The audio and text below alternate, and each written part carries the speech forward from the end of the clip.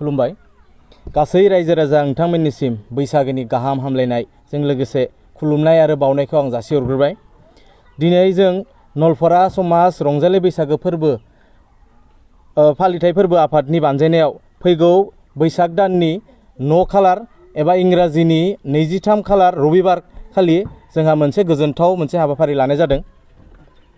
हाबाफारि बायदियै जोंहा फुंनि 8 रिंगा जानाय लोगो लोगो जोंना नलफरा समाज रंजालि बैसागो फोरबो आफादनि जोंहा फिरफिला बिरहोनाय थागोन, बिरहोगोन आफादगिरि। आरो बे जोबनाय लोगो लोगोनो जोंहा फुंनि 8:30 मिनिट जानाय लोगो लोगोनो जोंहा बिफां गायनाय मोनसे हाबाफारि दं। गायफुंगोन जोंहा नलफरा समाजनिनो आफादगिरि बिथां उदय गयारी।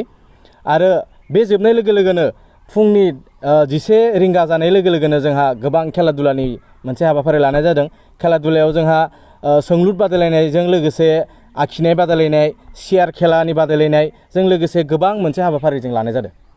आलासि महरै जोंहा गेवलां मेल बेखेवगिरि हिसाबै जोंहा सालबारि फरेस्ट रेन्जनि रेन्जार मुस्रि बाबुल ब्रह्मखौ जोङो बे गेवलां मेलखौ बेखेवगिरि हिसाबै जोङो लिंहरनाय जादों। लोगोसे गाहाय नेहाथारि हिसाबै गाहाय आलासि महरै जोंहा मिरु बाथौ गौथुमनि बाथौ महासभानि गाहाय नेहाथारि बिथां मानव गेदेर बसन्त सरगियारिखौ जोङो गाहाय आलासि महरै लिंहरनाय जादों।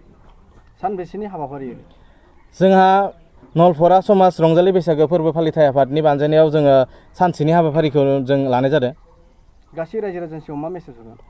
आङो गासै रायजो राजानिसिम मोनसेल' फोस्रावनो नागिरदों जे नैबे रंजालि बैसागो फोरबो फालिनायाव जाहाथे बयबो लैहोर लैहोर फैनानै जोंनि नैबे हाबाफारिखौ खुंफुंनो थाखाय आङो गासै रायजो राजा गथ' गथाय आंनि आइ आफा बिदा फंबाय गासैखौबो आङो जोंनियाव फैनानै जोंनि हाबाफारिखौ जाफुंहोनो थाखाय आं गुरै खावलायबाय। जोंहा देंखोगिरि महरै जोंहा क'क्राझारनि मुंदांखा सल' खनगिरि एबा फावथिना दिन्थिगिरि बिथां प्रेक्टिकेल बसुमतारीजों लोगोसे जोंहा गामि खाथिनिनो मानव गेदेर मुस्रि मौसुमि सरगियारिजों लोगोसे फंबाय जोंहा खाम्फा खुंगुर गयारिखौ जोङो देंखोगिरि महरै 4 रिंगा जानाय लोगो लोगोनो जोंहा हानजा मोसानाय बादायलायनाय आखायाव लादों।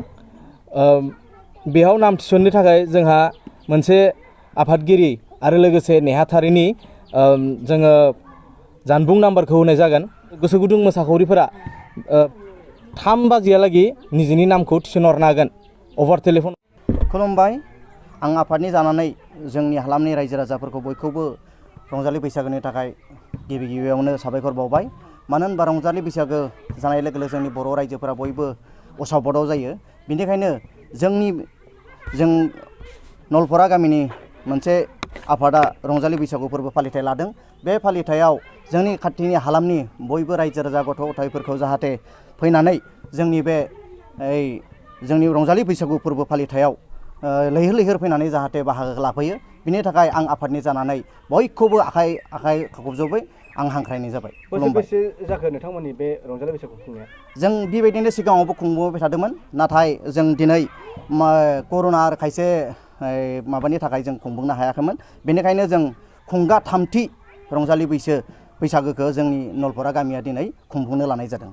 सरकारनिफ्राय माबाफोर अनसुंथाइ मोनदों नामा? जों सरकारनिफ्राय जेबो अनसुंथाइ मोननाय जायाखै, मानो होनब्ला जोंनि खायसे एसे उसुबिदा दं। बेनिखायनो जोङो सरकारनि अनसुंथाइखौ बे बोसोराव मोननाय जायासै। रायजो राजाफोरखौ बेखौनो खावलायनो सानदों दि जाहाथे जोंनि रंजालि बैसागोआव बयबो जोंनि बे फालिथायाव बाहागो लानो थाखाय आं आफादनि जानानै आं खावलायबाय। आरो बयखौबो रंजा बाजायै बेयाव जोंनि कम्पिटिसनाव बाहागो लानो थाखाय आं रायजो राजाफोरखौ, जोंनि हालामनि रायजो राजाफोरखौ आं खावलायनाय थाबाय। रंजालि बैसागो फोरबोआ बैसागो दाननि 9 खालाराव जागोन आरो इंराजि दाननि 23 खालार रबिबार खालि जोंनि बैसागु बे फालिथाया जागोन।